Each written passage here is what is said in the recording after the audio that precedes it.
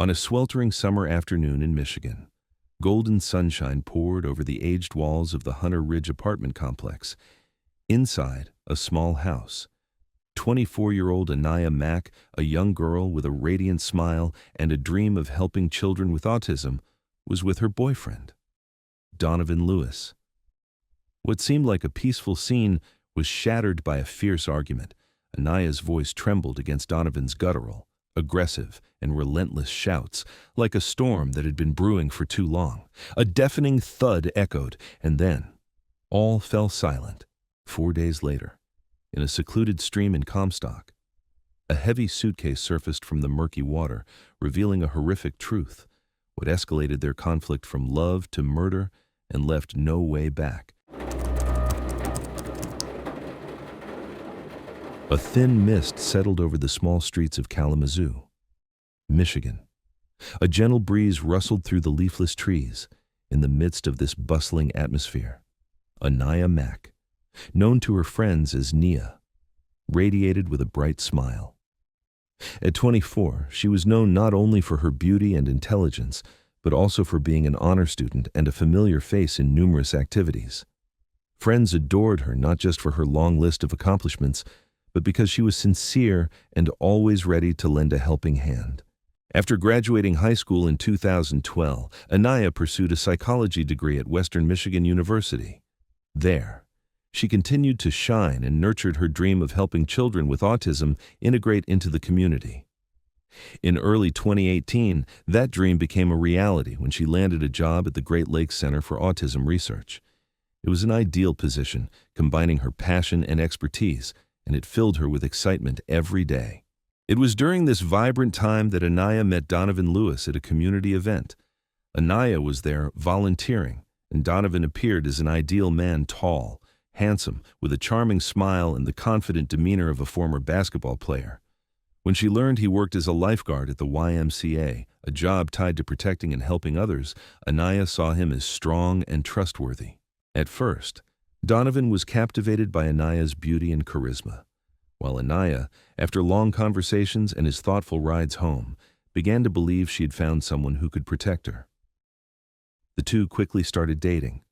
Donovan was attentive to her schedule, asking about her whereabouts when she was late and always ensuring her safe return. With an open heart, Anayah saw this as a sweet concern, a sign of a serious relationship.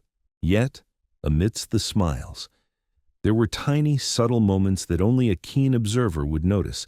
A gaze held for too long when Anayah spoke to someone else, seemingly harmless but repetitive questions about the same topic, and his coincidental appearance in unexpected places. At the time, Anayah didn't pay attention to these signs, but they would become a warning for what was to come. In the first few months, Anayah and Donovan were the perfect couple. Anayah's radiant smile seemed to soothe Donovan's hot temper. But by early 2018, their love began to crack. Donovan, once a promising basketball player, was now struggling with odd jobs. After a brief period in Indianapolis, chasing a dream in media, he returned to Kalamazoo, facing a harsh reality: no stable job, only a night shift janitorial position at a manufacturing company. Meanwhile, Anayah was shining. Her job at the Great Lakes Center for Autism Research was a dream come true. She was independent and confident, and her success made Donovan feel small. He began to control her, asking her where she was going, who she was seeing, and why she was late, all under the guise of concern. Anayah, with her open heart, initially believed it was love, but Donovan's questions soon turned into interrogations. He would unexpectedly show up at her workplace, her school, or any place she mentioned. "I was just in the neighborhood," he would claim. But the suffocating feeling grew stronger. Anayah began to feel like a prisoner in her own relationship. Donovan's insecurity wasn't just from his professional failures. He was jealous of everything Anayah had: her friends, her colleagues, her success. His psyche became twisted, nurturing a toxic belief if he couldn't control her, he would lose her forever. The arguments began to escalate. Once, Donovan threw water at Anayah, grabbed her arm through the car window, and drove off, as if to punish her for not telling him her schedule. This wasn't just jealousy. It was intimate partner violence, a form of control that was becoming increasingly dangerous. Anayah, despite her strength, started to realize that this relationship was suffocating her, and she needed a way out. In early 2018, Anayah found solace in the Second Baptist Church Choir, led by Pastor Strickland. Strickland, a family man, was a powerful figure, the local NAACP president, the voice of the community. When Anayah's white 2008 Chevy Malibu repeatedly had mysterious and unexplainable flat tires, Strickland appeared as a savior. He paid for her repairs and helped her get around when the problem persisted. He gave her a second Malibu, claiming it was his. He also helped with rent and phone bills, calling it help from the church for Anayah. This was a blessing, a way to focus on her work and studies. But for Donovan, it was a dagger to his ego. He started monitoring Anayah's phone, rummaging through her messages on sleepless nights. Why is the pastor so concerned about her, he wondered. Suspicion turned into paranoia. He imagined Anayah was having an affair with Strickland, even blackmailing him. But the truth was far more complex. During a trip to Mississippi with the choir, Anayah met a young man for the first time in a long while. She felt a sense of freedom, of being loved without being controlled. He treated her like a friend, not a possession, but knowing Donovan would fly into a rage if he found out. Anayah saved the contact under Strickland's name in her phone, a seemingly clever decision that would ignite the tragedy. Donovan, consumed by jealousy, discovered loving messages from Strickland in his twisted mind. All the pieces fit together. Anayah was cheating on him, using the pastor to get money, a car, and a life he couldn't provide. He had no idea the messages were from a young man in Mississippi, not Strickland. This fatal misunderstanding fanned the flames of hatred within him. Sunday, June 24th, 2018, began like any other weekend day at the Hunter Ridge apartment complex. The Michigan summer air was filled with sunshine, and Anayah was getting ready for a typical day off. Donovan Lewis had been there since the night before. He hadn't slept for a minute, in the darkness, as Anayah slept. He silently went through her phone, dissecting every message like an addict searching for a final fix. The more he read, the more his jealousy swelled, fueled by exhaustion and alcohol. Harmless texts became proof of betrayal in his distorted mind. Everything revolved around Pastor Strickland in reality. Anayah's new boyfriend from Mississippi, whom Donovan was now convinced was stealing his love. When dawn broke, the pressure that had built up over months exploded. The argument began with accusations about their jobs and future. Donovan had just returned from Indianapolis, hoping to find a new footing. But failure followed failure. Anayah's career, meanwhile, was brighter than ever. The gap in their achievements became an invisible blade, slicing at his self-esteem. Insecurity turned into rage, and rage turned into accusations. The accusations grew more pointed, leaving no room for reason. Anayah faced the storm with a definitive decision. It was time to end it. It wasn't just a reaction to anger, it was the final boundary for a woman who was tired of the jealousy, control, and lurking violence. She pulled out Donovan's suitcase and began to pack his belongings, an act both practical and symbolic, taking back control of her life. To Donovan, this was a death sentence for his pride. His rage took over, obscuring any remaining light, and then the last boundary collapsed. A blow. Anayah fell, unconscious. That could have been the end, but it wasn't. In the thick silence of the room, he walked into the kitchen and pulled out a large knife. Returning to the bedroom, he ended everything with cold, deliberate cuts and stabs. It wasn't a crime of passion, it was a methodical act, carried out with chilling calmness. Anayah Mack, the beautiful, intelligent, talented 24-year-old with a dream of helping children with autism and a bright future ahead of her, was dead in her own apartment, at the hands of the man she had once loved and trusted. After the brutal murder, Donovan showed no signs of panic, remorse, or the urge to call for help, as a normal person might. He covered the victim's head with a trash bag, stuffed her body into the suitcase, and placed it in the dumpster outside the parking lot. In the apartment, every surface that might have blood on it was meticulously cleaned. Bed sheets, mattress covers, bath mats, all were either discarded or washed. The clothes he wore that day were left at his mother's house. as if shedding an old skin. Anayah's wallet, IDs, and bank cards were collected and thrown into a dumpster at a completely different location. Every step was calculated to scatter the evidence, erase all links. As night fell, he returned to the dumpster. The suitcase was pulled out, loaded into his mother's truck, and vanished into the darkness. The destination was Comstock Creek on East Main Street, a secluded spot, covered by dense trees. He knew the terrain, knew the water was deep enough to hide a suitcase forever. The muddy bottom of the creek became the final curtain. With his task complete, Donovan returned to his daily life. He worked his night shift, chatted with colleagues, and maintained a calm exterior. But in his heart, he had crossed a point of no return from lover to killer. Early Thursday morning, June 28, 2018, 4 days after Anayah vanished from this world, a sense of dread weighed heavily on her best friend, LaQuenta Watson, for days. Anayah's phone had been silent, with no texts, no calls from her closest friend. For them, silence was never normal. LaQuenta was used to hearing Anayah's voice every day, like a familiar heartbeat. They shared everything from work and family to the smallest stories. This silence, for LaQuenta, felt like an unusual void that her intuition told her was a bad sign. Dominic Thomas, a childhood friend who had been close to Anayah since their teenage years, felt the same unease. He knew her character well. If something was wrong, Anayah would immediately inform her loved ones. Her complete disappearance could not be a coincidence. LaQuenta's anxiety turned into genuine fear when she went to the Great Lakes Center for Autism Research, where Anayah worked. There, she learned that Anayah had been absent for 2 days without any explanation. For someone who had just landed her dream job and was known for her responsibility, this was a sign that something terrible had happened to Anayah. Unable to wait any longer, LaQuenta called the Kalamazoo Police Department.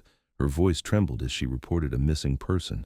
From that moment, the story shifted from simmering anxiety to an official investigation. Officers quickly arrived at the Hunter Ridge apartment complex where Anayah lived, just a few steps into the parking lot. They noticed strange signs. Anayah's white Chevrolet Malibu was parked in a corner. But strangely, the license plate was missing, just a few feet away. A second white 2008 Malibu, almost identical, had Anayah's license plate, according to registration records. The second car belonged to a man named Gustavo, a complete stranger to everyone involved. The two cars had something in common: 2 flat tires. A question immediately arose if the car couldn't move.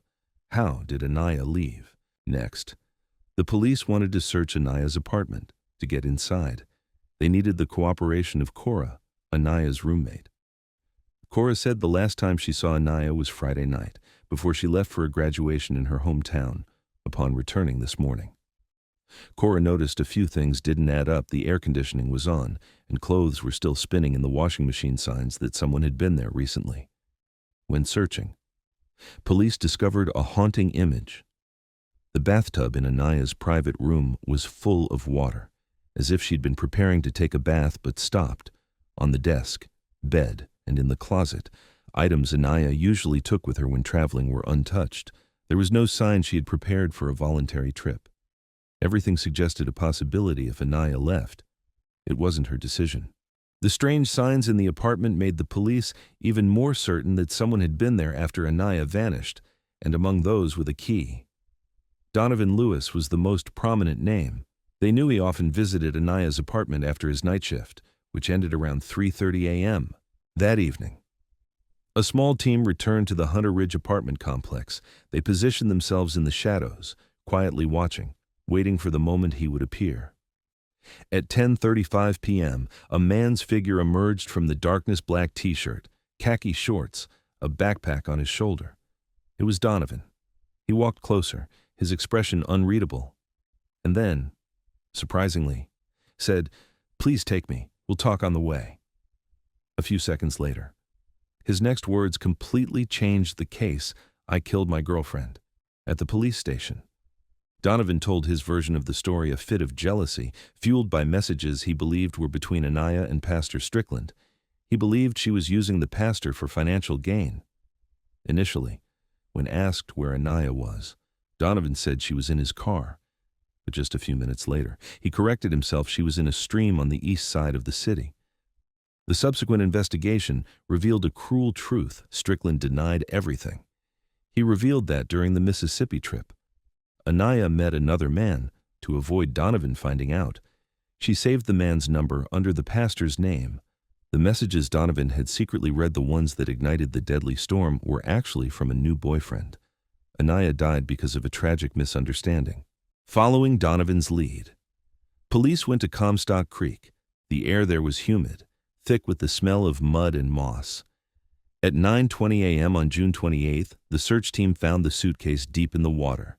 Inside was Anayah's body, ending 4 days of desperate and painful searching. At that moment, her friend's anxiety turned into a brutal reality. Anayah Mack, the girl with the bright smile and a vibrant dream, was now just a lifeless body, closing a story no one wanted to believe was real. After being identified as the perpetrator, Donovan Lewis was officially taken into custody 3 days before the official trial began. Donovan Lewis made a daring escape from the Kalamazoo County Jail during a recreational period. After about 30 minutes of playing basketball, Donovan suddenly sprinted toward the security fence. He executed a series of actions that required incredible strength and skill, climbing over 2 15-foot walls, getting past a security fence with barbed wire on the first level and extremely dangerous razor wire on the second, and then continuing to overcome a third fence surrounding the I-94 highway overpass. But Donovan was recaptured after just over 30 minutes of freedom, found a few miles from the scene, wearing only his underwear and tennis shoes. When questioned about his motive, Donovan claimed he feared for his family's safety due to death threats. However, there was no evidence to corroborate this statement. Anayah's family, after months of emotional exhaustion and pain, expressed a strong desire to avoid the agony of a prolonged public trial. They didn't want to relive the brutal details of Anayah's death, didn't want widespread media coverage, and wished to grieve privately. Therefore, in late 2018, after numerous negotiations, the state of Michigan agreed to offer Donovan Lewis a plea deal for second-degree murder instead of the initial first-degree murder charge. At his sentencing, Donovan had one last chance to speak, in a voice that seemed sincere but still held a cold undertone. He said, "I can only imagine the tremendous pain I have caused the family and all who loved Anayah. I don't even know where to begin to express my remorse. I just want to offer my deepest apologies to the family." The judge responded with a moving but stern speech. "Mr. Lewis, I acknowledge that you cooperated with law enforcement, took full responsibility for your actions, and expressed a certain level of remorse. But I must also be clear that Anayah Mack did not deserve any of the horrible things that happened to her. She did not deserve to be beaten. She did not deserve to be beaten into unconsciousness. She did not deserve to be stabbed and murdered in a brutal manner. And her body did not deserve to be treated worse than garbage. All of those horrible things happened because of you, and only because of you." Donovan Lewis was sentenced to 25 to 40 years in prison for second-degree murder. He also received an additional sentence of 17 months to 4 years for escaping from the county jail. The sound of the gavel echoed dryly, closing the trial. The courtroom was bathed in dim light and heavy silence. In the front row, Anayah's aunt, Linnie Rankin, sat motionless, her hand clutching a small, worn notebook on her face. A fragile sense of relief mingled with an irreplaceable feeling of loss. The family felt that a measure of justice had been served, but the truth remained cold. Nothing could bring Anayah back. Forgiveness was still too distant, a long road that had to be traveled through seasons of pain before it could be reached. They want the world to remember Anayah for the beautiful things: her warm heart, her selfless care, her passion for autism research, and her love for children. She once said she didn't want her funeral to be a somber black affair, but one filled with bright colors, a symbol of the optimism and zest for life she always carried. But her story also reveals a frightening reality. Domestic violence is a widespread issue. According to national statistics, 72% of murders are related to intimate partners, and of those, 94% of victims are women. Behind these numbers is a toxic mindset: possession and control disguised as love. The warning signs often begin subtly: excessive control, baseless jealousy, even a single instance of violence, stalking, and isolating the victim from family and friends. We must not ignore them. Anayah Mack deserves to be remembered not for the tragedy that took her life, but for the way she lived with an open heart, genuine kindness, and a desire to help the vulnerable. In a world where the shadows of violence still exist, it is everyone's responsibility to recognize the risks early and act before it's too late. True love is about respect, not possession; support, not suppression; trust, not suspicion. That is the greatest legacy Anayah's story leaves behind, and a reminder that tragedies like hers must never happen again.